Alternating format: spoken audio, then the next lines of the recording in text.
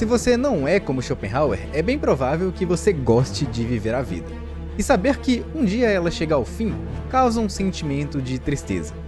A humanidade sempre buscou uma possibilidade de seguir vivendo, uma possibilidade de se tornar imortal. Já há 4.000 anos atrás, na epopeia de Gilgamesh, nós podemos ler a narrativa de um personagem que buscava a imortalidade. Na mitologia grega, Titono recebeu esse presente, mas junto da imortalidade não veio a juventude eterna. E aí isso foi um problema, porque ele seguiu vivo por muito tempo, para sempre, porém envelhecendo, até o ponto em que ele não conseguia mais fazer nada, não conseguia se mover. Para resolver o que Titono não conseguiu, nos séculos XV e XVI, exploradores espanhóis nas Américas procuraram pela fonte da juventude, mas essa busca também não teve sucesso. Atualmente, os cientistas transhumanistas apostam na engenharia genética e em outras descobertas aí da ciência para prolongar a vida humana, quem sabe indefinidamente. Mas por enquanto, a imortalidade não passa de um desejo. E enquanto ela não for encontrada, a morte seguirá nos encontrando a qualquer momento. E o que os filósofos têm a dizer sobre isso?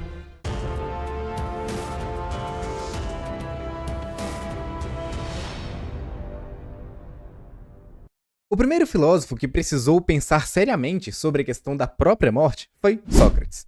Depois de 30 anos fazendo sua filosofia pelas ruas de Atenas, convidando as pessoas ao pensamento crítico, a sua atividade, a sua fala, as suas conversas começaram a incomodar demais. Os atenienses se revoltaram contra Sócrates e disseram que ele corrompia a juventude. Os jovens, em vez de gastar o seu tempo com os negócios da família, com a política da cidade, estavam gastando tempo com filosofia. Isso tinha que acabar e Sócrates foi condenado à morte. Sócrates até teve a chance de fugir da morte naquele momento. Claro, ele tinha 70 anos de idade, mas ele ainda era extremamente saudável, poderia seguir vivendo por muito mais tempo. E aí, ele poderia ter pagado uma multa para o tribunal de Atenas, poderia ter subornado os guardas e fugido da cadeia, ou poderia até mesmo ter se mudado para alguma outra cidade da Grécia. Mas ele preferiu beber o veneno. E por quê? Bom, um dos motivos é que, para seguir vivendo, Sócrates teria que ficar calado. Ele não poderia mais praticar a sua filosofia. E uma vida assim, para ele, não fazia nenhum sentido. Mas um outro motivo é que, para Sócrates, a morte não parece ser assim tão ruim. A morte, afinal de contas, só poderia ser duas coisas. Ou um sono eterno, ou então a ida para o reino dos mortos. Se a morte é como um sono, devemos concluir que a morte constitui uma extraordinária vantagem.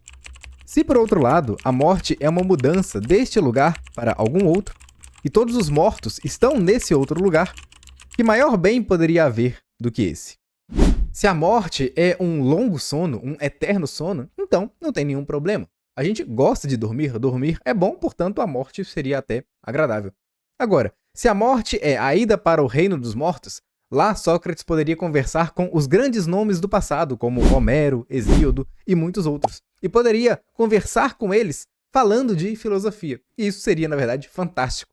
Nesse sentido, a morte para Sócrates era um presente. Platão também pensava que a morte do corpo físico não era o fim da vida. Ele acreditava que nós somos constituídos de duas partes, basicamente. O nosso corpo, essa matéria, que é efetivamente mortal, que acaba.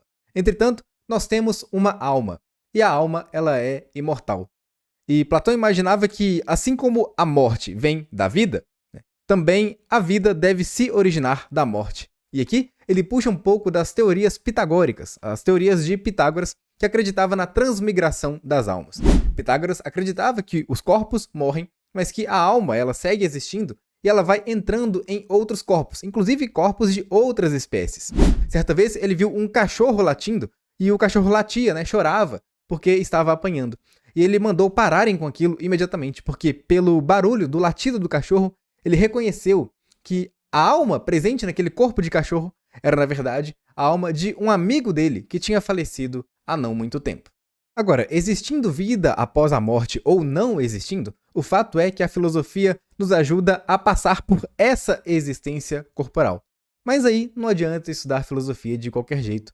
Um estudo sério da filosofia exige conhecer a história da filosofia, as áreas da filosofia, exige a leitura de textos clássicos da filosofia, e você pode ter tudo isso com o meu curso mais completo, que é o Filosofia Profunda. Lá eu explico toda a história da filosofia, desde o surgimento na Grécia Antiga até a contemporaneidade. São 2.600 anos de pensamento em 350 aulas. No total, são 50 horas de conteúdo.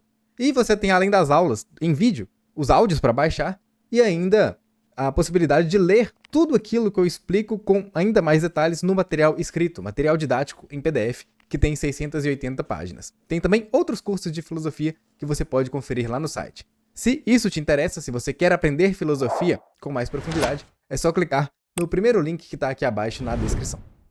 Enquanto Sócrates e Platão pensavam sobre como é a vida depois da morte, Epicuro dizia que a morte não é nada para nós. E por que isso? Porque para Epicuro, tudo aquilo que tem significado, tudo aquilo que realmente importa para nós, é aquilo que nos faz sentir alguma coisa. Por exemplo, tudo aquilo que é bom é aquilo que nos dá sentimento de prazer. Uma amizade é boa porque ela nos traz bons sentimentos. Comer chocolate é bom porque nos traz bons sentimentos. E tudo aquilo que é ruim é o que nos causa um sentimento de dor. Levar um beliscão é ruim porque dá uma dor física. Ser abandonado por alguém é ruim porque causa uma dor psicológica. Então, tudo o que importa, tudo o que tem significado, é o que é prazer ou o que é dor. Mas um morto não sente nada. Você pode oferecer um chocolate para um morto ou então beliscar o braço dele, a resposta vai ser idêntica. Ele não vai sentir nada. Por isso, Epicuro diz que nós não temos que nos preocupar com a morte. A morte não é nada para nós. Enquanto nós estamos aqui, enquanto nós estamos vivos, a morte ainda não é uma realidade. E quando a morte for a realidade, nós já teremos partido. Nós já não estaremos aqui. Então, não tem por que se preocupar com a morte, não tem por que se preocupar com a vida após a morte. A vida que existe é essa daqui e é sobre ela que temos que falar. Na filosofia medieval, a crença numa vida após a morte se ampliou. E isso foi possível graças ao trabalho dos filósofos cristãos, que, é claro, por conta da base religiosa, acreditavam nessa existência de uma vida após a morte. Essa vida que nós temos aqui na Terra, ela é importante, claro, mas ela é uma passagem, ela é apenas parte de um processo. A vida eterna é a que efetivamente importa, a vida que nós podemos alcançar ao lado de Deus. Agora, se você não tiver certos comportamentos apropriados, aí a sua eternidade pode ser passada num lugar bem diferente do céu. Estamos falando do inferno. E um dos primeiros pensadores da igreja, chamado Tertuliano, escreveu que uma das atividades que consiste a vida eterna daqueles que vão para os céus é exatamente assistir lá de cima as pessoas que estão no inferno, principalmente a alma dos filósofos. A alma dos filósofos queima no inferno, enquanto a alma dos cristãos fica no céu observando tudo aquilo acontecendo. E por que Tertuliano pensava isso? Porque Tertuliano acreditava que a filosofia é inútil. A filosofia não traz nenhuma verdade sobre o mundo, nenhuma verdade sobre quem somos, nenhuma verdade sobre Deus. A filosofia é vã. Quem tem todas as respostas é a teologia. Quem tem todas as respostas é a religião. Por isso, os filósofos acabam errando, acabam vivendo uma vida de pecado, e aí não tem muito o que fazer. Eles acabam indo mesmo para o fogo do inferno. No ano de 1848, o americano Phineas Gage trabalhava na construção de uma ferrovia.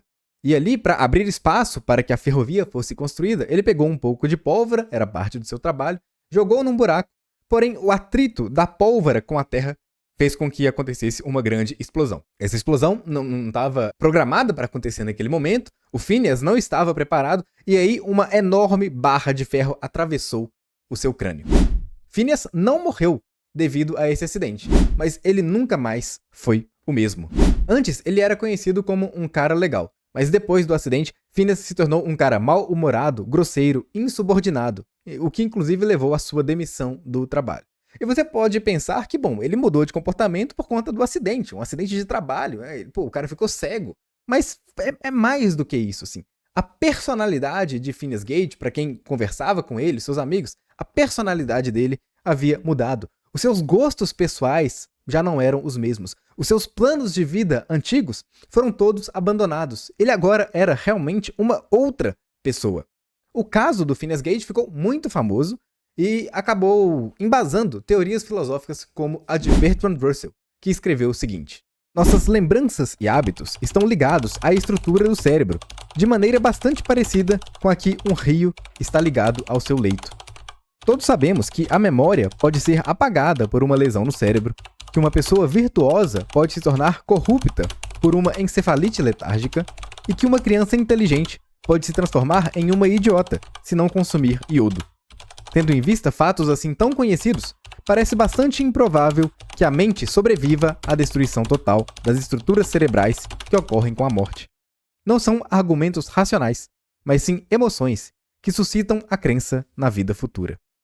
Segundo Russell, casos como o de Phineas Gage mostram que pequenos danos na estrutura cerebral são suficientes para mudar completamente a nossa personalidade. Portanto, não existe uma alma que é a nossa personalidade. Não existe uma alma que é o nosso verdadeiro eu. Quem nós somos é constituído por conta dessa matéria que está aqui dentro.